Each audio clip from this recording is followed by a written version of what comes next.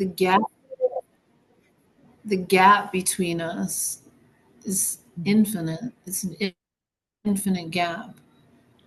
And in one pass, and you in your mind is, how is it possible that we've met these personalities? And then one part, Srila Guru Maharaj says that Radha and Krishna combine to offer themselves to the fallen souls. It's like you don't know, your brain just it's like you're speechless. You're stunned. You're speechless. Magnanimity in the highest order is in Krishna consciousness.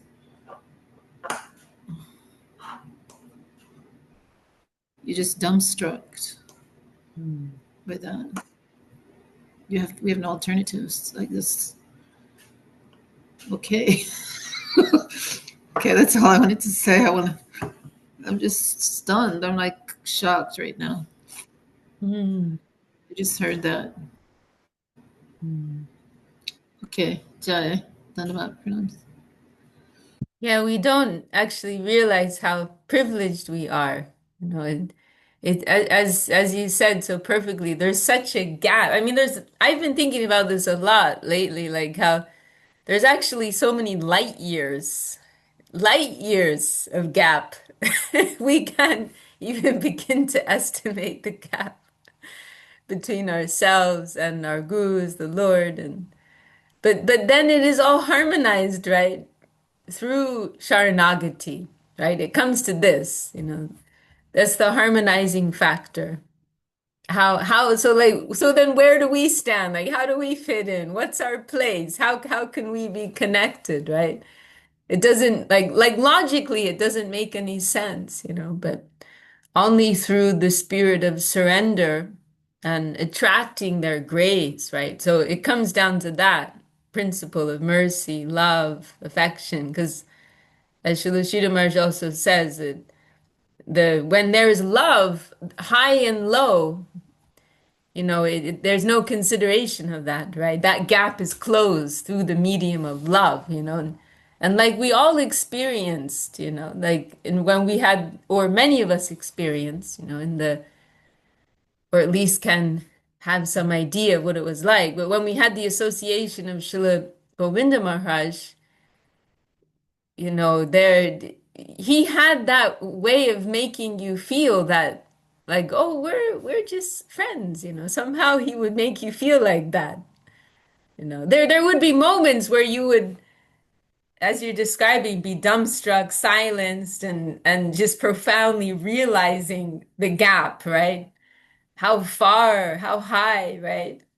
But then there would be other moments where he would make you feel like, oh, we're all family members, we're all friends, you know, through the medium of affection, right? And that is what is so special about the aprakrita plane, right? That's the nature of the aprakrita plane. That is the nature of Krishna's homeland, right? Where in our book, the Golden Volcano of Divine Love, right? From our Param Gurudev Srila Sridhar Maharaj, he talks about this. He talks about in the Vedas, there's some description of five. Of course, there are many types of categorization and so on, but there's one categorization of five different levels of knowledge that is discussed in some places, and Srila Sridhar Maharaj discusses this in the Golden Volcano of Divine Love, right? Beginning with perception of the sensory plane, our own sensory plane, right? Perception of others. Then there's the hazy plane beyond sense perception, entering more the plane of consciousness. There's the Adhokshaja plane, where the divine appears, descends into this plane in a very majestic way, astonishing way, and we are graced with some like illumination from that wonderful divine world. But then the highest plane, the fifth plane, is described as a prakrita, fifth plane of knowledge and experience, is that of a prakrita. And then this is a very curious plane where this gap between the high and the low, it's hidden. Why? Because the highest divine being is presenting himself in the most ordinary way, right? Whereas in the Adhokshaja plane, that divinity is very prominent. But in the Aprakrita plane, power, knowledge, greatness, majesty, it's all being dismissed in the presence of love, right? Love takes the prominent position, eclipsing all else. And so let me try and read the exact quote. It's in Golden Volcano. It's one of my favorite all-time quotes. I can find it here. I have Krishna search open. Here it is.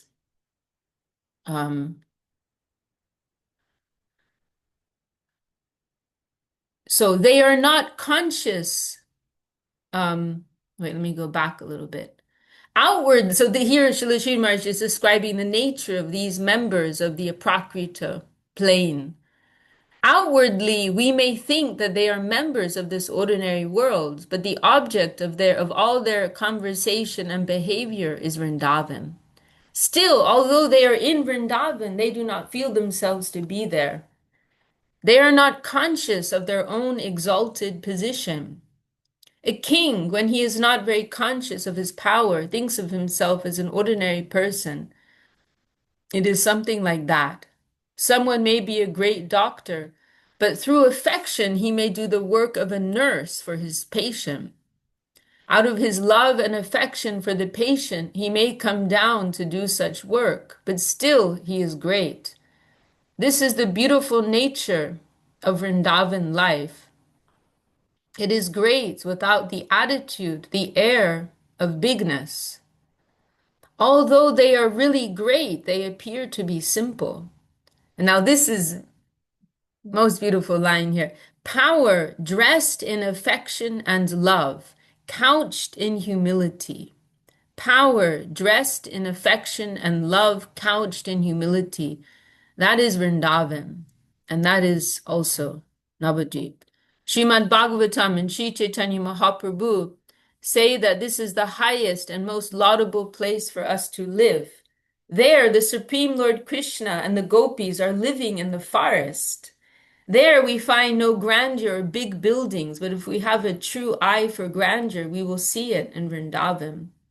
From an impartial judgment of the facts, their position is very great. But through humility, they have apparently descended to our level. It is a very sweet and beautiful form of life that we find in Vrindavan. And Mahaprabhu came to show that to us through Srimad Bhagavatam. Krishna is the Lord of that land, and the cows, hills, forests, and the Jamuna River are all creating a favorable environment there.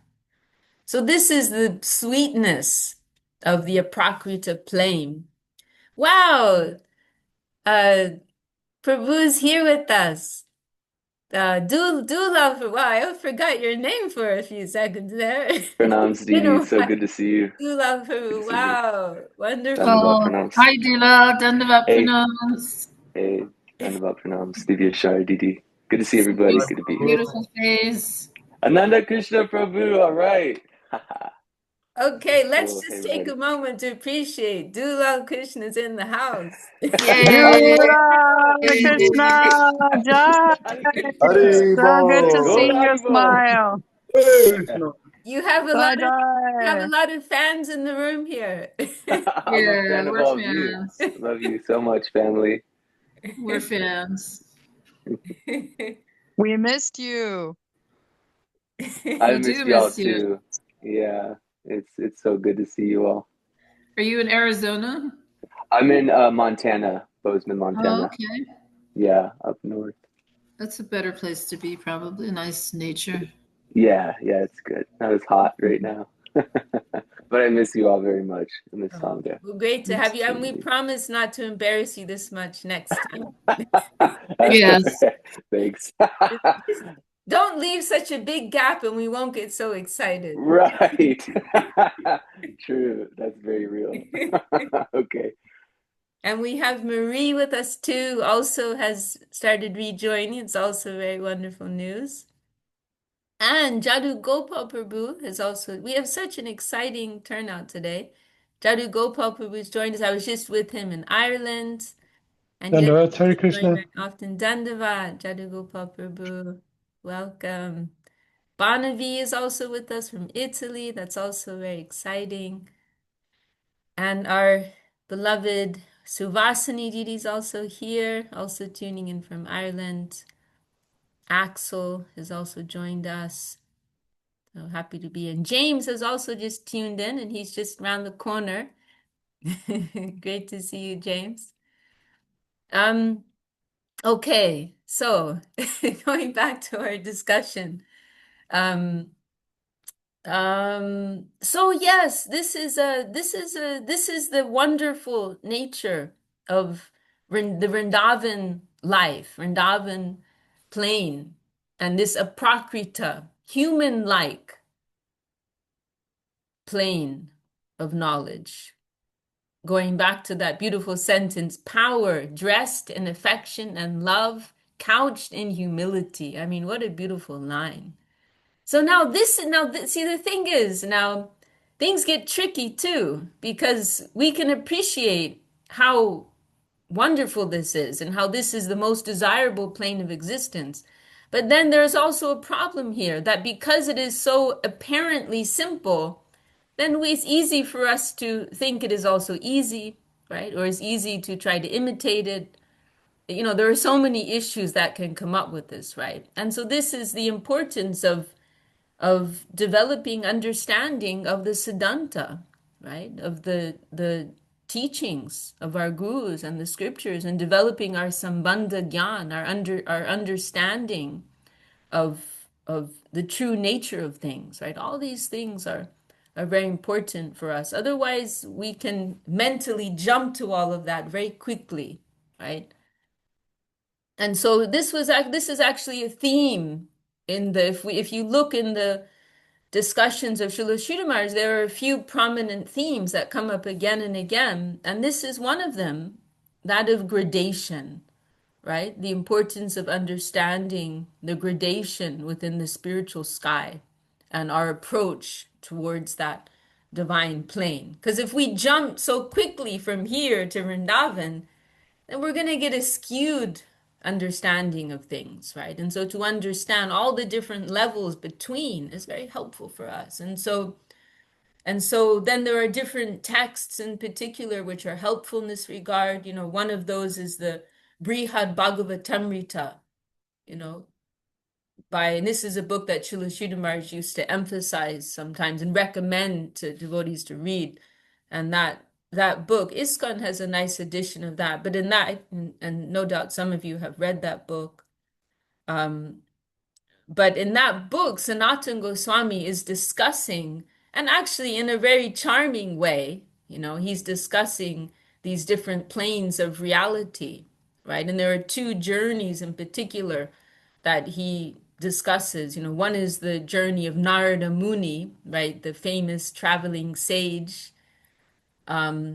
who's on the search for the greatest devotee ever. You know, what a mission.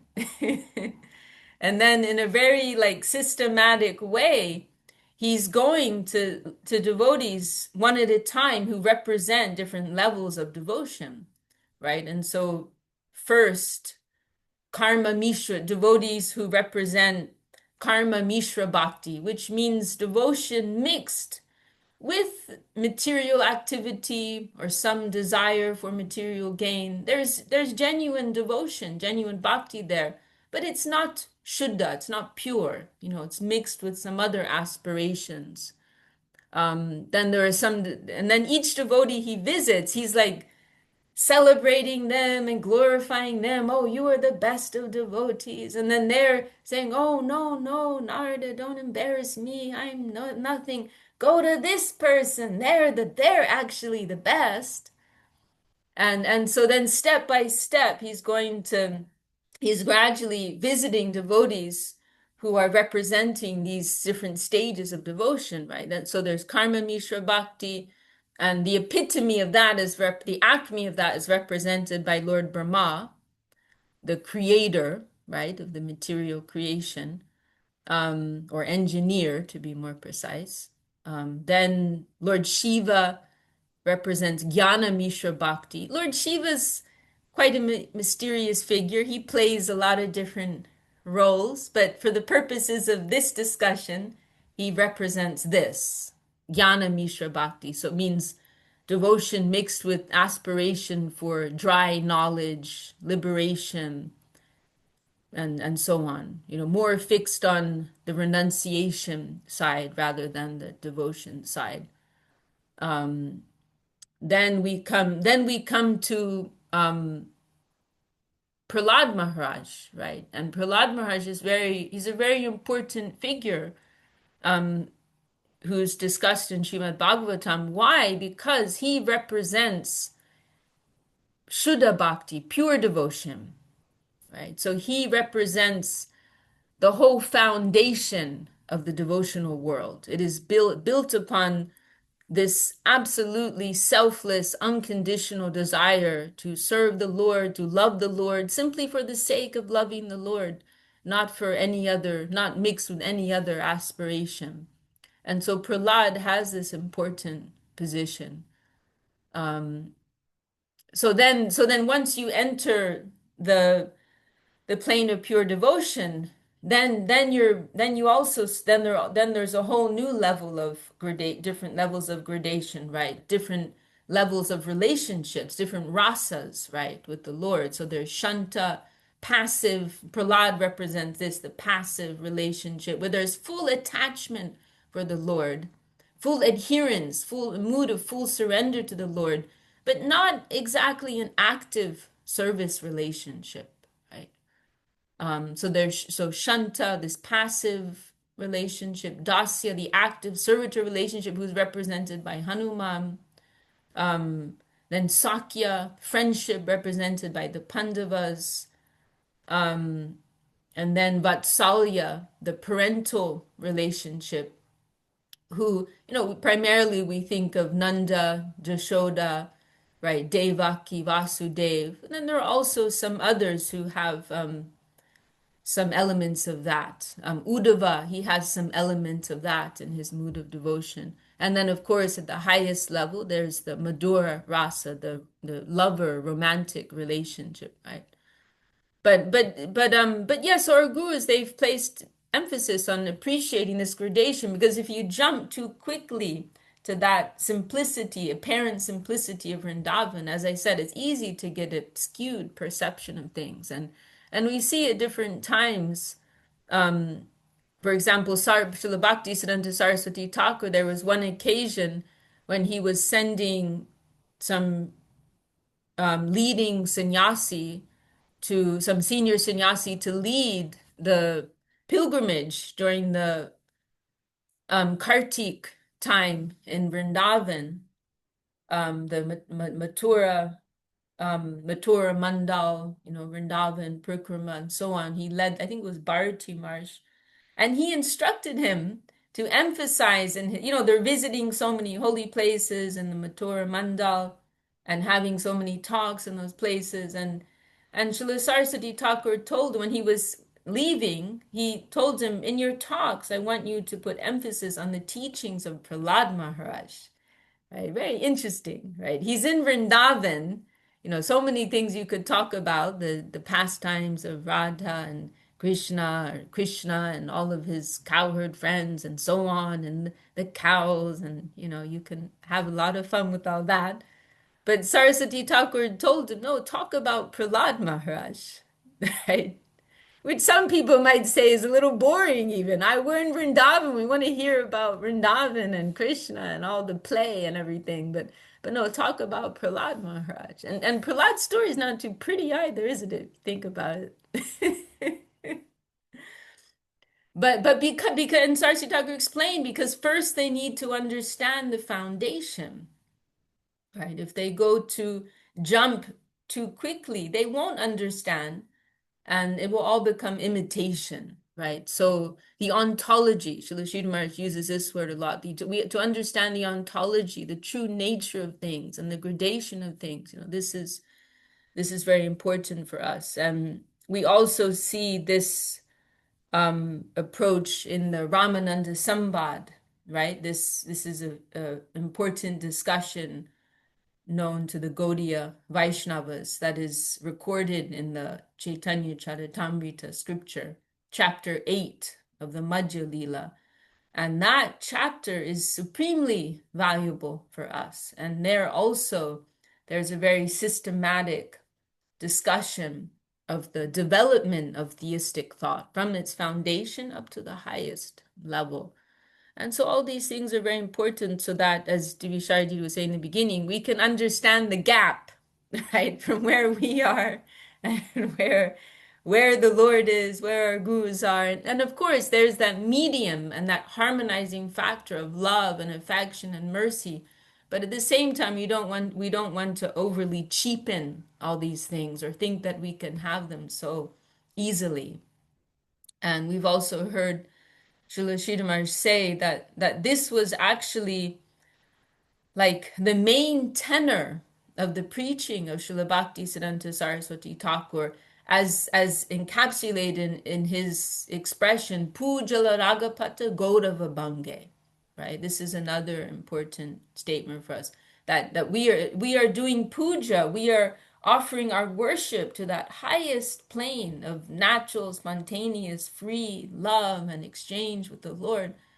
We are worshiping that with some mood of reverence, right? But we have some seed of aspiration for that. We recognize that as the highest thing, but we also understand we're not there. We're here, right? And this was something that this was an approach, not just a point, but it was a whole approach that Saraswatī Ṭhākura emphasized in everything that he did. It was a central aspect of his preaching style and discussion and so on. It would come up again and again and again. There's one chapter in I haven't actually looked at the new publication. I think it's called Devotional Treasure Chest that Madhusudhan Maharaj recently published. But I was working on it many years ago now when the project started. It actually was stopped at the time because our Gurudev, Srila Govinda Maharaj, left the world when we were in the middle of working on it. So that's why the project kind of just ended up on the shelf for so long. But now Madhusudhan Maharaj picked it up and he's just published it. It was a few months ago, I think, wasn't it? But there was, I don't know if it's still there, it probably is, but there was a chapter in there called Fools Rush In Where Angels Fear to Tread. Right, fools rush in where angels fear to tread. And in that chapter, in that article, was an article from a talk of Srila Sridhar Maharaj. He's discussing this quite elaborately and telling many incidents that they saw in the life and in the preaching of Srila Saraswatī Ṭhākura. But very deeply, very profoundly, he was expressing this type of mood, that our gurus, they are high above. We are here in a lower plane. We are worshiping them and adoring them, aspiring to serve them. But we are not there. We have clear understanding of that. And it was repeated so much, and even, as one example to give the idea of how much he emphasized this, at one time he had a cottage for himself built. It was by Lalita Kunda, I believe. It's in the Govardhan area of Mathura Mandal. And when it was being built, he commented, another floor will be necessary, but I won't live there. And someone asked him, what do you mean? Why are you going to build another floor? No one's going to live there. And he said, our gurus will live there. Our gurus will live there. Bhakti Vinod, Gaur Kishore, they will live there, and we will stay in the lower plane and we will serve them. And I don't know if that literally took place or if he literally wanted that to happen, but that was his mood, that was his spirit, always, that, we are here, we want to serve them in their higher plane. And he also expressed that aspiration, which has become, fairly well known amongst the Gaudiya Vaishnavas, that this aspiration, also was indicated by Rupa Goswami, that, we will stay in Govardhan, right? Because in Rupa Goswami's text, the Upadeshamrita, the nectar of instruction, he discusses there also this point about gradation is being discussed, and it's in verse number 9, I believe, verse number 9. He's discussing the gradation within the spiritual sky.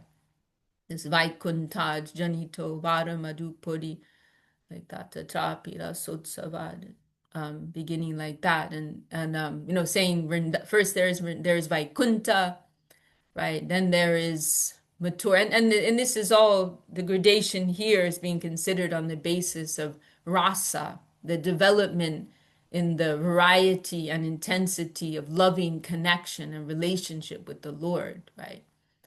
And so in this analysis, it's being identified that Radha Kunda is the highest place, right? Radha Kunda is considered to be Srimati Radharani in liquid form, water form, her extended self in water form, and this is identified as by the Gauḍīya Vaishnavas as the highest place. And so then what is the vision of Saraswatī Ṭhākura? Like so how, so this is also, this is just getting more and more juicy.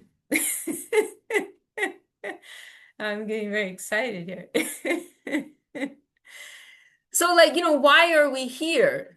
Like, why are we in this group under Śrīla Bhakti Siddhānta Saraswatī Ṭhākura? There's a whole universe of Gauḍīya Vaishnavas out there, right? And there were many, what does Gauḍīya mean for us? A follower of Mahaprabhu. But there are many different types of followers of Mahaprabhu. So why are we in this group? The Saraswata, under Saraswatī Ṭhākura, why are we here? We can look at the different approaches, right? And take our pick. We should do that, understand why we are here. We're all free, right? So here in Upadeshamrita, Rupa Goswami is stating that Radha Kunda is the highest place in the spiritual sky. And then there's another, and this is actually discussed in 2 or 3 verses, and I think 3 verses of Upadeshamrita. It's like kind of emphasized there. Radha Kunda is the highest place, and it's also mentioned there that one who bathes once in those waters will experience the highest type of divine love. That's also mentioned in Upadeshamrita by Rupa Goswami, who is, for many, the ultimate authority for the followers of Mahaprabhu, right? So then now let's look at the different approaches to this amongst the Gauḍīya Vaishnavas. There are many who read this and say, oh, well, the answer is obvious. We should all go dive into Radha Kund. We should all go live at Radha Kund. We should swim in Radha Kund. We should wear Radha Kund tilak. And that's it. We'll all live happily ever after. There are many who take that approach, right? But now what is the approach of Śrīla Bhakti Siddhānta Saraswatī Ṭhākura? Extreme humility. Yes, Radha Kund, it is the highest place, but that is very high. We are not fit. Our gurus may do that. Our gurus may do that. We will serve them, and we will stay one step away, right? And so what was the adjustment and the approach of Śrīla Bhakti Siddhānta Saraswatī Ṭhākura? Okay, in this gradation in Upadeshamrita, Rupa Goswami is saying, there's Vaikunta, then higher, more developed than Vaikunta is Mathura, more developed than Mathura is Vrindavan, more developed than Vrindavan is Govardhan, more developed than Govardhan is Radha Kund. So what is Saraswatī Ṭhākura's approach? Okay, Radha Kund is the highest place, but we are very humble, small souls. We will not rush to stay there, but rather let us stay one step below in Govardhan. Right? So this was the aspiration of Śrīla Bhakti Siddhānta Saraswatī. We will stay in Govardhan. Our gurus will stay in Radha Kund. They are fit to stay there. And we will stay one step before in Govardhan. And we will go to serve them, right? And we also heard our Gurudev Srila Govinda Maharaj in a very deep, profound, and heartfelt way, expressed this aspiration also, that, we will stay in the safety of Govardhan. Govardhan is also known as a place of great magnanimity and mercy. So we will stay in Govardhan. We will awake early in the morning. We will go, to serve our gurus. On the way, we will stop Kusum Sarovar. This is a place famous for collecting flowers and items for the service of Radha Krishna. We will stop on the way, collect some paraphernalia at Kusum Sarovar. Then we will go to Radha Kund. We will assist our gurus in their service to Radha and Krishna. We will assist our gurus, serve our gurus, das anudas, right, servant of the servant. We will assist them in their higher service. And then at the conclusion of the day, we will return to our safe place in Govardhan. So this was, this is why we are here. Why are we here rather than so many other places? So all of these fine points of adjustment and vision, we want to try to understand these things, right? This is why we are here, why we're aspiring for the shelter of our gurus, because they have this very refined and sensitive and humble, deep mood in their approach to this divine service land, right? And there are many who criticize Śrīla Saraswatī Ṭhākura for introducing the sannyas ashram, right? This order of renunciation, this formality of renunciation within the lineage, the Saṁpradāya of Śrī Chaitanya Mahāprabhu. There are many who criticize Saraswatī Ṭhākura for that. This is not the prema dharma, the religion of divine love and free love that Mahaprabhu spread. This is a foreign affair. This is not our practice, right? But look at Rupa and Sanatan, look at the Goswamis of Vrindavan. They wore this Babaji dress, right? Simple dress, not representing anything of this world, just some scraps of cloth and living under trees. And this is the real Vaishnava life and Gauḍīya Vaishnava life, right? And so there are many who live like that also as servitors of Mahaprabhu and the Goswamis. But then what was Saraswatī Ṭhākura's approach? Let us try to understand why he made this, whole innovation of the sannyas order, which is actually a part of the varnashrama system, the social order of India, not a purely devotional practice, but it's a social thing, a societal thing. So why did he do this? Let's try to understand. His approach was, yes, that is the highest thing, to live like the Goswamis did, to live under trees, to wear loincloths, not taking any dress from this world. Of course, that is the highest thing, but it is too high for us. We worship that. It is beyond us. But we are lower people. We are members of this world, and we need some structure. We need some formality. And so this is why we are introducing, right, the sannyas order within Mahaprabhu's lineage. Right? This was his approach. I'm holding that all above my head. He rode into, the Babajis, they went barefoot everywhere, walking everywhere. Srila Bhaktisiddhanta Saraswatī Thakur boldly rode into Vrindavan in a motor car,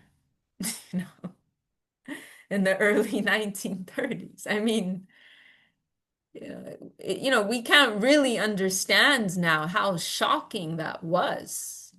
But it was very shocking and very disturbing for many people because they could not understand. Our Gurudev, Srila Govinda Maharaj, to give you like some perspective, that there was one disciple of Saraswatī Thakur who we heard from our Gurudev, Srila Govinda Maharaj. This disciple had expressed these doubts. He was a disciple of Saraswatī Thakur, but he also could not always understand his guru and question some of the things that he did. And he expressed that he could not reconcile the fact that sometimes they went preaching by horse and cart. Like he was struggling with that, because he's like, the Goswamis, they went barefoot and walked everywhere. They walked for days or weeks, to fulfill their mission. But we're using a horse and cart. I cannot accommodate this. This was a disciple of Saraswatī who struggled with that. What do you mean a horse and cart? Like, so what to speak of a motor car? It's just absolutely shocking, when Saraswatī, when he came into Vrindavan like that, and also like there's some photograph of him like wearing this smart British coat and boots and sannyas cloth, and all the temples in Vrindavan closed their doors to him. They could not understand. They could not understand. What is he doing? Except for one, and that was the Radha Raman temple. And so, we have some special appreciation for that temple, the Radha Raman temple. It's one of the more famous temples in Vrindavan. Very beautiful, small deity of Krishna that was worshipped by Gopal Bhatta Goswami is there. So that was the only temple that welcomed him, but no one else could understand. Our Gurudev mentioned now everybody can understand, like seeing how successful he was and how he brought so many people to the actual message. Now everyone can understand. But what I wanted to say was there was this one statement of Śrīla Saraswatī Ṭhākura where he said, after that incident when he came into Vrindavan in this fancy motor car, he made this one statement saying that, what could be better than something like this? I may have a few words off, but to this effect, that what could be better than riding into Vrindavan in a motor car, even while aspiring within one's heart to roll in the dust of Vrindavan, right? That was his expression. Like that, internally we want to culture these things. Like, we are using all these things. And this was another part of that expression that I mentioned earlier. This verse that he wrote, Pujala Ragapata Gaurava Bange. And there was another line that he wrote, Matala Sadhujana Vishaya Range, that the sadhus, all the holy people, holy men, they're madly using all the Vishai. Vishai means like all the material objects of this world. And our Gurudev changed that verse, actually. It's inscribed in our mod. And our Gurudev was worried that this is going to be very misunderstood. So he changed it. Instead of Vishaya Range, like engaging with the material sense objects, he changed it to Kirtana Range. We are engaging in Kirtan, like safer, right? It can't be misunderstood. But in Saraswatī Ṭhākura's, and you'll see that inscribed in our temple at the front entrance, above when you're coming into the temple, the main temple, with the beautiful diorama of Govardhan. Some of you will have seen that. So this was another, and this is also related to what we were saying earlier, right? That's above and we're here, right? So this was his vision, right? We're not imitating that higher plane or the fine sentiments of the great devotees, but we're firmly placing ourselves in this world, and we want to use everything of this world in the service of that higher plane. We'll use all the opulence and grandeur and wealth and majesty of this world in the service of that higher plane of sweet simplicity, right? And all these fine sentiments, if we have any of them, we will keep that within. We're not going to make a show of that, right? Because that was another big thing in India and amongst followers of Mahaprabhu, like making a show of all these emotions and sentiments. And there's for example, there's one song that we sing, I think it's by Lochan Das Thakur, and it's describing how Nityananda Prabhu would fall to the ground in ecstasy, rolling on the ground, and there will be like some Gauḍīya Vaishnavas, when that line comes up in the kirtan, then they'll literally roll on the ground, right? and demonstrate, what's being said in the song. But Saraswati Thakur's mood was rather, we're not going to imitate that, but we worship that, and we culture whatever feeling we may have quietly within our own heart. And so Saraswati Thakur made that beautiful expression, what could be better than, to have this earnest desire in one's heart to roll in the dust of Vrindavan, even while ostensibly riding in on a big motor car, right? It's a very profound statement, that we can think about, So we, as I was saying, Saraswati Thakur is largely understood. I mean, nowadays, of course, there's so much more appreciation and glorification of him, but still there are many, you could say, so-called traditionalists who continue to criticize him and dismiss him, as being an upstart and changing the real, practice. But if we think more deeply, we will understand, why he did these things. He's protecting us, actually. He's helping us to develop a deeper understanding of what it means to actually make a real approach to all of these things, right? And in that way, we are so fortunate, actually, to have the shelter of the guidance that's come from Srila Bhakti Siddhānta Saraswati Ṭhākura, Srila Bhakti Rakshak Sridhar Dev Goswami Maharaj, Srila Bhakti Sundar Govinda Dev Goswami Maharaj. And actually, Srila Bhakti Vedanta Swami Maharaj Prabhupada, in his great mission, he didn't actually have so much time to go into some of these more finer points. And that's why he requested some of his disciples, like, please go to Sridhar Maharaj for further guidance. And my father, he joined ISKCON in the early years, and he mentioned, that there wasn't any understanding. He joined in the 70s, and they didn't have that understanding, actually. And it was only later, like coming to hear the talks of Srila Sridhar Maharaj, that this started to become clear. And so, we're very, very fortunate, that we have this type of guidance and protection, right? And we've seen in them that, we've been able to see an example of, like, the mood of someone who's actually making an approach, right? Not just like, reading in the books, like in a, in this academic or empiric, coming to some empiric conclusion, but like actually see a living example of how these teachings will actually be applied, right? And how they will, and how the mood, how our practice will be informed and enriched by a particular mood, by the cultivation of a particular mood, right?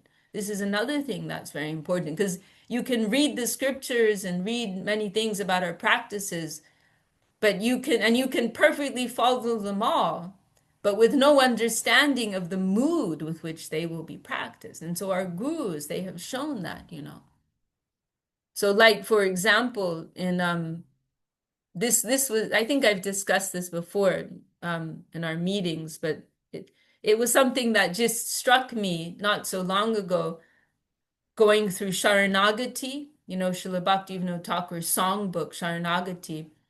And in one of those songs in Sharanagati, he's going through different verses of this Upadeshamrita that we've just been discussing, the Nectar of Instruction by Rupa Goswami. And I remember the first time I read that some years ago, I didn't quite get it, because he's almost verbatim in the verse, some of the verses of this song, like verbatim repeating what Rupa Goswami is saying in the Upadeshamrita. And it can seem a bit odd, like, it's almost exactly the same. Why is he doing that? But then this time when I was going through it again, it struck me that it's not only that he's repeating what's in Upadeshamrita, but he's also expressing the mood with which we will hear these instructions, because he's also saying, oh, I'm not able to follow any of these things, I'm praying for mercy to be able to follow these things. So then what are you getting from that? Oh, humility. That's a key ingredient here to make the chemistry happen. Humility, right? And that feeling that need for grace. Because otherwise you can read Upadeshamrita and some of the verses, they're almost like a manual, like these are the 6 qualities that are favorable for devotional life. These are the 6 qualities that are unfavorable for devotional life, right? And so on. And you can read that, oh, okay, tick, tick, tick, right? Okay, got that one, got that one. Oh, I'm on my way to Goloka Vrindavan. Here I come, right? But what's missing there? The mood, right? The mood. Realizing how high it actually is. What does it actually mean to follow these things, right? Like we hear Saraswatī Ṭhākura express, I've been trying to offer a flower to the body of Krishna for thousands of lifetimes, but still I'm unsuccessful, right? We hear in the scriptures, in Bhagavad Gita, right? What's the famous verse in Bhagavad Gita? Suvasini, do you know that? I can't remember right now. Patram pushpam phalam toyam no me bhakta prayachati, right? This famous verse in Gita, Krishna is saying, one who offers me with devotion, fruit, flower, water, right? They are very dear to me, like that. So you can read these things. Oh, okay, yeah, I got flowers growing in my backyard, no problem. I'll go pick some flowers, offer them to Krishna. Easy, done. I'm on the way. But then here you have Srila Saraswatī Ṭhākura, exalted Paramahamsa Vaishnava. I've been trying to offer a flower to the body of Krishna for thousands of lifetimes, and still I'm unsuccessful. So like, how many light years are there, between us? The depth of his feeling for what that means. What does it actually mean to offer a flower to Krishna? What level of consciousness is necessary to actually be able to do that? Like Srila Śrīla Maharaj, he expressed a similar thing, it's not so easy to offer a flower to Guru. He made some statement like that once. It's not so easy. So this is the thing, right? That through our gurus, through the lens of our gurus, we're refining our understanding, our approach, our mood. Like I repeatedly appreciate a statement of our Gurudev, that when I go to Vrindavan, I'm not thinking about the pastimes of Radha and Krishna and so on, but I'm thinking about the pastimes of my gurus here. Like I'm appreciating through their appreciation. Like what was the meditation of Raghunath Das Goswami, the meditation of my Guru Maharaj, Gaur Kishore, Prabhupada, Saraswatī Ṭhākura, and so on. What was their appreciation? What was their meditation? What were their own pastimes there? So through the lens of their devotion, we are appreciating something, right? Like the telescope, or Gurudev liked that analogy, right? The telescopic system, right?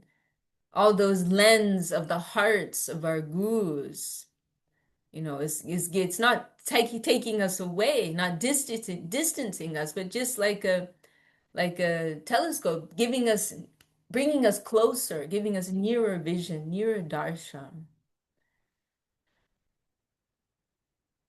So most refined understanding, that's why I'm here anyway. I haven't found anything better, than what's coming from our gurus, It is so refined and so profound, and of so much depth.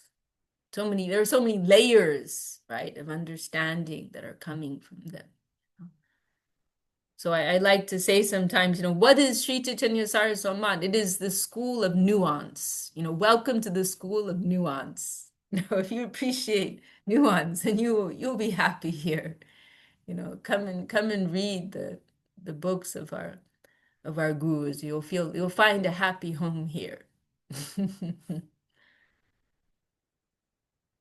Well, anyhow, we had some spontaneous discussion today by the grace of you all, and inspired by Shariji in the beginning.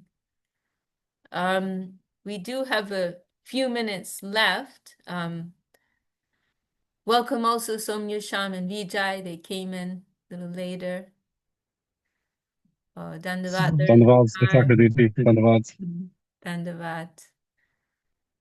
Let's see, we have, looking in the comments here, Dandavat to everyone, and a nice quote from Marie.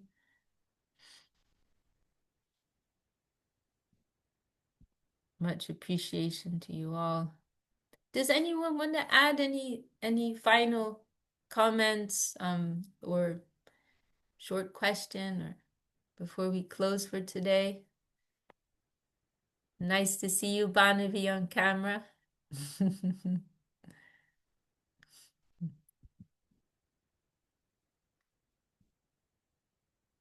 And I'm in London now just for 2 days, and there's Gauḍīya.